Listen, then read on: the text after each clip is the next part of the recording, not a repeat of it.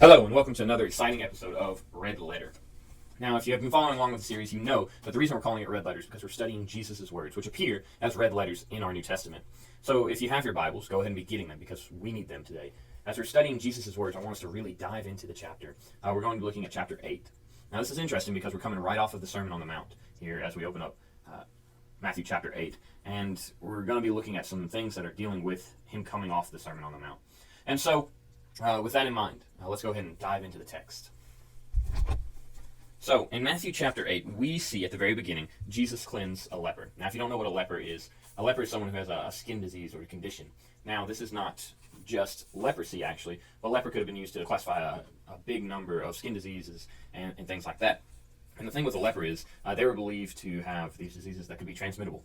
If you touch somebody with leprosy, you could become a leper yourself. And we'll see why that's important here in a second. So again, we're coming right off the Sermon on the Mount, and we find out when he came down from the mountain, that's Jesus, great crowds followed him. So first off, right off the bat, the first verse tells us, hey, literally, we're coming off of the Sermon on the Mount. In Matthew chapter 5, if you flip back a few pages, seeing the crowds, he went up on the mountain. And now, going into chapter 8, he comes down the mountain. And this whole section, Sermon on the Mount, is so rich and so important that I want to give it its own special study, which I don't think we're going to get into as we study Red Letter, but we'll make it our own second story of it, I guess, or second series of it, just called the Sermon on the Mount, or some catchy name that I come up with. But as we're going down, he comes down and great crowds are following him. And behold, a leper came to him and knelt before him, saying, Lord, if you will, you can make me clean. First off, this is interesting because lepers are perceived as being people that were outcast in society. Now, I want you to think about this. If you have some rare disease, I don't know, some infectious disease, we quarantine you now, and we lock you up, and we say, hey, you can't leave your house for 2 weeks. Here, they would cast them out of the city and say, hey, you go either live in a camp or live by yourself, and you don't have contact with anybody. And so this is interesting because we see that while this is mostly the case, we understand that they did have some social interaction, not with either other lepers or even coming back in and sitting in the synagogue. As long as no one was around them, they were allowed to come into the synagogues. Now, this is interesting. A lot of times we see lepers as people that are just completely abandoned and left alone to themselves, and that's not necessarily the case right here. We see this leper coming in and having social interaction, and apparently he knew about Jesus, whether he had just listened to the Sermon on the Mount or he understood something that a lot of people didn't. He didn't say, if you pray for me, if you ask God, he will make me clean. He says, if you will, you can make me clean. Your will. And so we see that he has an understanding that a lot of people don't have. He understands that Jesus is Lord incarnate. He understands that Jesus can make him well. All right. And Jesus stretched out his hand and touched him, saying, I will be clean. And immediately his leprosy was cleansed. Okay, so this is such an exciting moment. Leprosy was a lot of times mixed in with this idea, this concept of sin. People that have diseases have sinned, and therefore that's the reason they have their diseases. Or their parents sinned, and that's the reason they have this disease, or whatever. And so this idea of disease and corruption being in the world can be seen even in Old Testament times and even in our culture today. A lot of times Christians will look at people that are suffering and be like, well, that's your sin, you deserve it. But this idea of sin corrupting the world, sin corrupting, we can see even in the Garden of Eden. So when they partake of the fruit of the tree, they're cast out, and the world becomes cursed and corrupted. So sin comes in and it corrupts your life. In the same way that leprosy, a disease, comes in and it corrupts your body.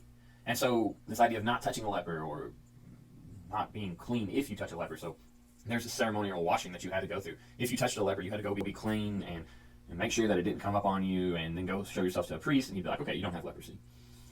But here, Jesus reaches out his hand and he touched him. And I think it's very interesting because not only, hey, this guy probably hasn't been touched in a while or things like that, but this idea of disease and corruption touching uncorrupted things, and the corrupted then becomes uncorrupted. I want you to think about it.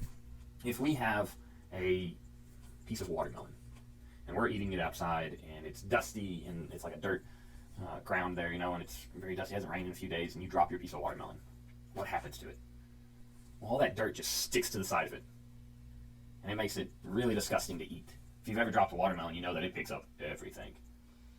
And so we see something here, clean watermelon, going into our mouth, so therefore it was clean, touching something dirty and becoming dirty. But how weird would it be if our watermelon fell on the ground and all the dirt and germs and everything disappeared? That's what we see happening here. we have something that's uncorrupted, Jesus, touching something that has been corrupted with leprosy.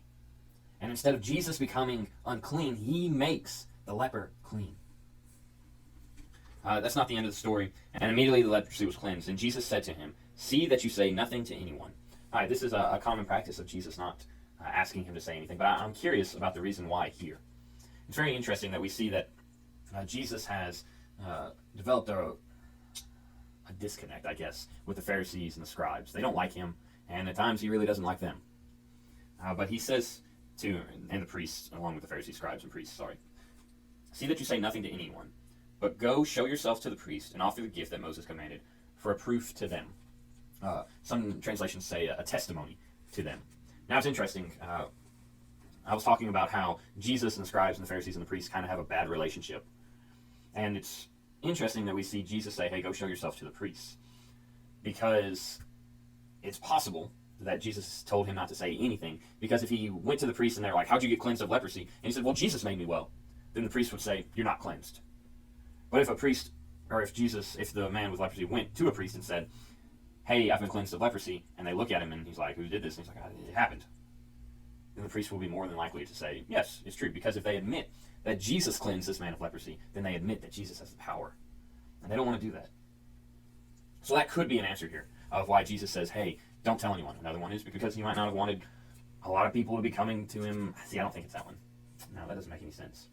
But he tells him to go show himself to the priest and offer the gift of Moses. Now, it was tradition whenever a leper was being cleansed, he would bring animal sacrifices, either 2 goats that were unblemished or 2 birds that were unblemished, and a couple other things to help offer up to God. And so he told him to go give as Moses commanded. And then this last section, for a proof to them, is an interesting thing. One, it could be relating back to an obvious answer of, as a proof to them that I did the power, that I did this. After they have said, "Hey, you've been clean," we can look back and say, "Look, I did this," as a proof to them. Or it could be a reference back to Jesus keeping the whole law. Jesus talks about in the Sermon on the Mount, "Hey, you must keep the whole law." And so he says only a priest can declare you clean.